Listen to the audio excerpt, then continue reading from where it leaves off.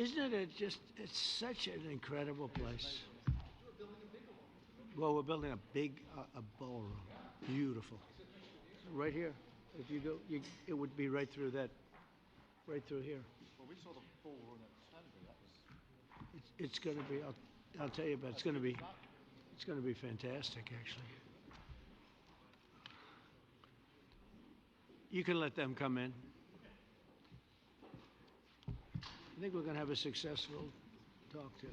Yeah, me too. Please, come on in. Do you guys want to take some questions or anything? Feel like it? Huh? See. Hi, Mark. Yeah. Good.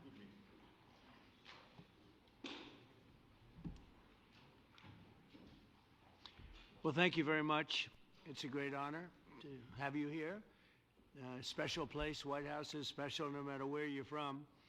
Represents so much, and it really is beautiful. And thank you for all of the wonderful things that took place today. We've had a very successful day thus far. And important discussions as we work to end the killing and stop the war in Ukraine. We're all working for the same goal. Very simple goal. We want to stop the killing, get this settled. I've just had the honor of being with President Zelensky and all of the discussions that we've had. We covered a lot of territory, and I spoke indirectly with President Putin today. We're going to call President Putin right after this meeting. I'm sure we're going to have a solid meeting, good meeting, maybe a great meeting, and we're going to try and work out a trilat after that and see if we can get it finished, put this to sleep, because this is not since the Second World War has there been anything like this.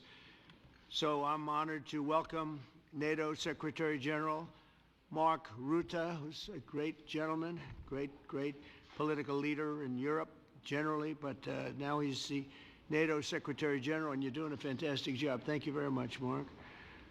Prime Minister Starmer of the United Kingdom, our friend and my friend, and doing really well, and people like him a lot.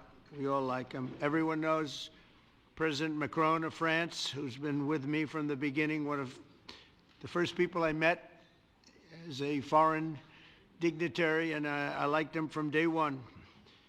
And I like him even more now. That's pretty good. That's unusual. That's a pretty unusual thing.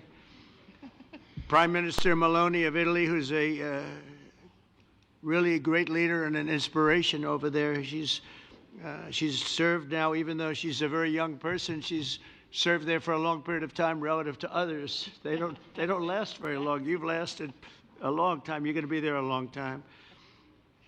Chancellor Merz of Germany, who is a very strong person and a very strong leader and very highly respected in Germany. And he's my friend, and it's an honor to have him as my friend. Thank you very much. Very good. You look great with your tan. Where did you get that tan? I want to get a tan like that. President Stubb of Finland, and he's somebody that, where are we here? Where? I'm right here. Oh, you look better than I've ever seen you look.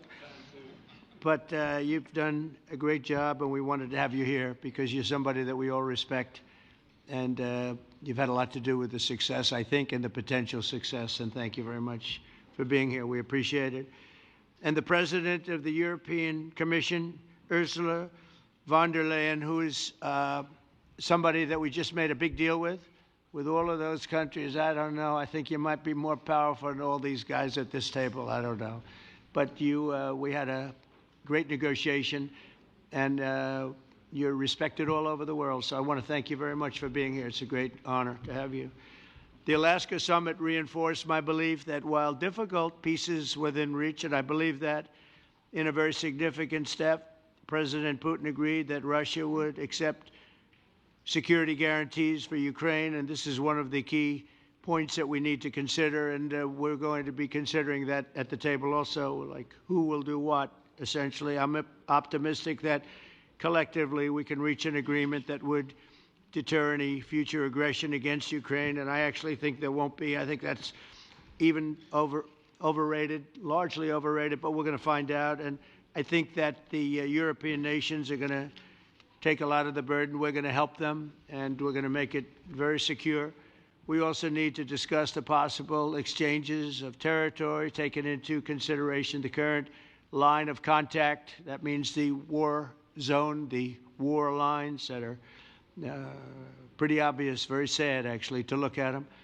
And negotiating positions. President Putin, also, you have President of Ukraine, who is, you just met a little while ago, and we're going to try and get a three-party meeting, maybe as soon as we can. And I have a feeling you and President Putin are going to work something out. Ultimately, this is a decision that can only be made by President Zelensky and by the people of Ukraine working also together in agreement with President Putin. And I just think that's very good things are going to come of it. So I hope we have a good meeting. And if we can have a good meeting, I'll set up a meeting with President Putin. And if you'd like, I'll go to that meeting. And not that I want to do that, but I will do that because we want to save a lot of people from dying. A lot of people are dying, and we got to save them. Got to save it. 5,000, 6,000, 7,000 people sometimes a week. All of us would obviously prefer an immediate ceasefire while we work on a lasting peace, and maybe something like that could happen. As of this moment, it's not happening, but President Zelensky and President Putin can talk a little bit more about that. You know, in the 6 or so wars that we stopped, we haven't had a ceasefire. And so I don't know that it's necessary. You can do it through the war, but it would be, I like the ceasefire from another standpoint. You immediately stop the killing. But I believe a peace agreement at the end of all of this is something that's very attainable, and it can be done in the near future. With all of the wars that I got involved in, we only have this one left. Of course, as I walk out the door, there'll probably be a new one starting, and I'll get that stopped too. But I thought this was going to be one of the easier ones. It's actually one of the most difficult and very complex. The next step would be for a trilateral meeting, and that will be worked out. And I just look forward to working and having a great result. We're going to spend a lot of time today talking about, and we're really honored you guys came over. I mean, these are the heads of major countries and respected all over Europe.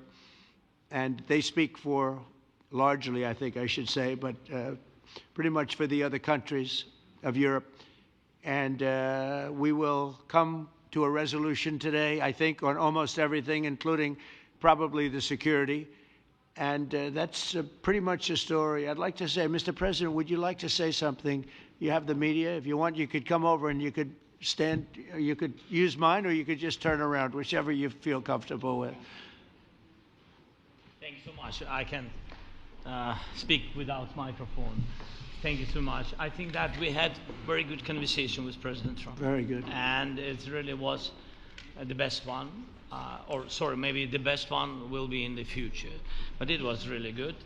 And we spoke about very sensitive points.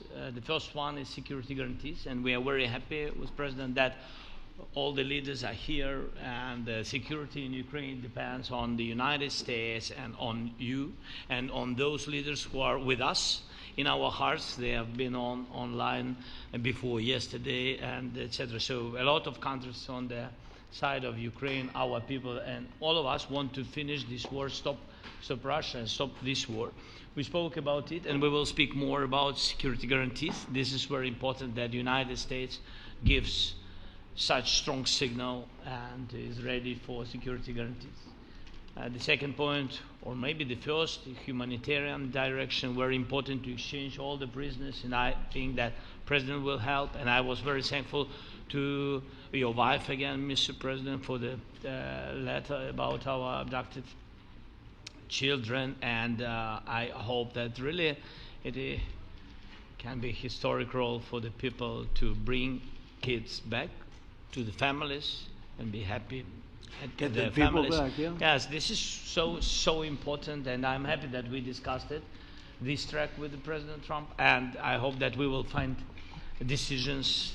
And then what is very important, that all the sensitive things, territorial, etc., we we will discuss on the level of leaders during trilateral meeting, and President Trump will try to organize such meeting, and he said that he will come or not come.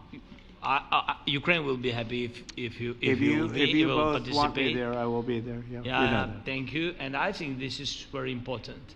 Yes, so security guarantees, bringing kids back, and all our people, not only warriors, first of all warriors, and all the civilians, journalists, a lot of people in prison. So we need them back.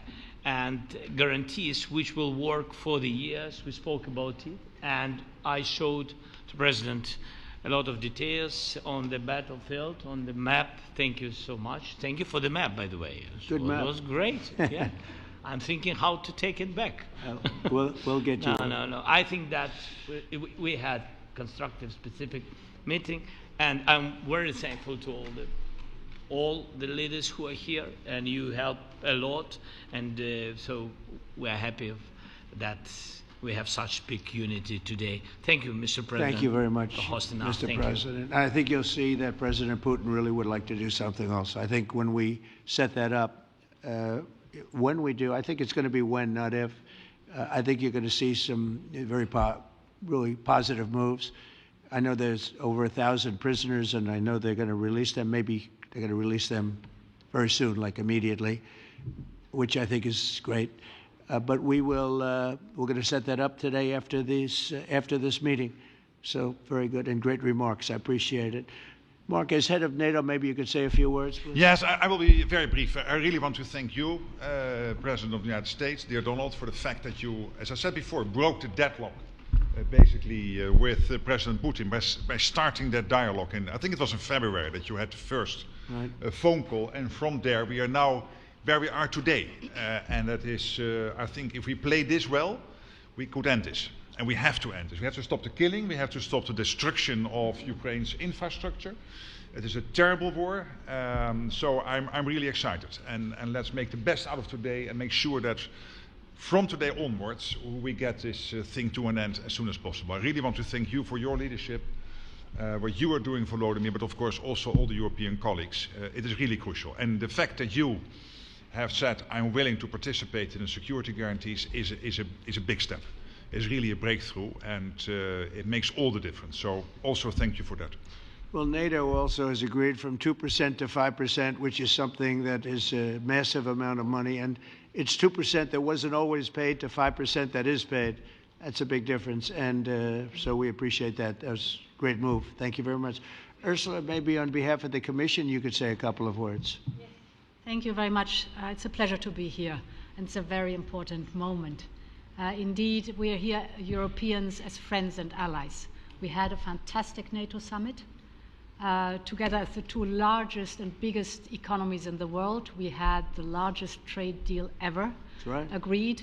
And now we are here to work together with you on a just and lasting peace for Ukraine. Stop the killing. This is really our common interest, stop the killing. And indeed, it's very good to hear that we're working on the security guarantees, Article 5 lies security guarantees, so important. But I want to thank you also that you mentioned the thousands of Ukrainian children that have been abducted. And as a mother and grandmother, every single child has to go back to its family. This should be one of our main priorities also in these negotiations, to make sure that the children come back to Ukraine, to their families. Thank you. And we did. I was just thinking we're here for a different reason, but we just a couple of weeks ago made the largest trade deal in history. So that's a big thing, and congratulations. That's great. Thank you very much, Ursula. Mr. Chancellor from Germany, a very great leader. Mr. President, Please. dear Donald, many thanks for having us today. I think this is extremely helpful that we are meeting and hearing that the two of you are having such a good meeting today here in Washington. The next steps ahead are the more complicated ones now. The path is open. You opened it last Friday. But now the way is open for complicated negotiations. And to be honest, we all would like to see a ceasefire, the latest from the next meeting on. I can't imagine that the next meeting what took place without a ceasefire. So let's work on that, and let's try to put pressure on Russia, because the credibility of these efforts we are undertaking today, are depending on at least a ceasefire from the beginning of the serious negotiations from next step on. So I would like to emphasize this aspect and would like to see a ceasefire from the next meeting, which should be a trilateral meeting wherever it takes place. Well, we're going to let the president go over and talk to the president, and we'll see how that works out, and if we can do that. I will say, and again I say it, in the 6 wars that I've settled, I haven't had a ceasefire. We just got into negotiations, and one of the wars was, as you know, in the Congo was 31 years long. Another one that we settled last week with 2 great countries was 35 years going on, and we had no ceasefire. So if we can do the ceasefire, great. And if we don't do a ceasefire, because many other points were given to us, many points were given to us, great points. Please, Georgia, go ahead. Well, thank you very much, Donald, Mr. President, for hosting us today in this important meeting. And I think it is an important day, a new phase, after 3 years and a half that we didn't see any kind of sign from the Russian side that there was a willing for dialogue. So something is changing, something has changed, thanks to you. Thanks also to the stalling in the battlefield, which was achieved with the bravery of Ukrainians and with the unity that we all provided to Ukraine. And the reason why I mention it is that we also have to remind that if we want to reach peace and if we want to guarantee justice, we have to do it united. So that's why it's a very good day, the one we are in. You can obviously count on Italy as it was from the beginning. We are on the side of Ukraine, and we do absolutely support your efforts towards peace. We will talk about many important topics. The first one is security guarantees, how to be sure that it won't happen again, which is the precondition of every kind of peace.